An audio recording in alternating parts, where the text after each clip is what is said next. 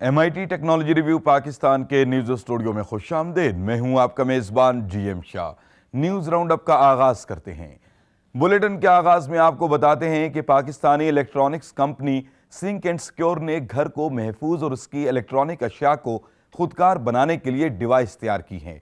इन devices की मदद से रोशनी के निज़ाम, कमरे के दर्जा हरारत और सर्विलेंस के निज़ाम वगैरह को अपने स्मार्टफोन से कंट्रोल किया जा सकता है। बताया जा रहा है कि इस कंपनी की वजह से पाकिस्तानी इलेक्ट्रॉनिक्स मार्केट को बैनुल अक़वामी सतह पर लाने के लिए मदद मिलेगी।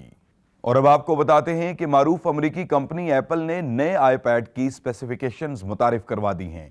इसमें A10 मॉडल के जदीद प्रोसेसर के साथ साथ इसे पेंसिल और कीबोर्ड से मुंसलिक करने के लिए पोर्ट्स को भी नस्ब किया गया है।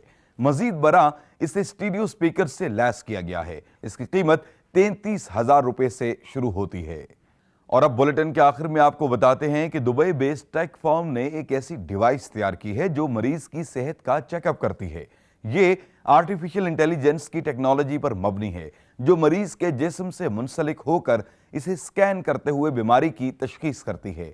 यानी इस अमल के लिए मरीज को डॉक्टर के पास जाने की जरूरत नहीं पड़ती। इसको तैयार करने वाली फर्म का नाम बॉडियो है। इसके साथ ही MIT टेक्नोलॉजी रिव्यू पाकिस्तान के न्यूज स्टूडियो से अपने मेजबान GM शाह को इजाजत दीजिए। अल्लाह निगहबान।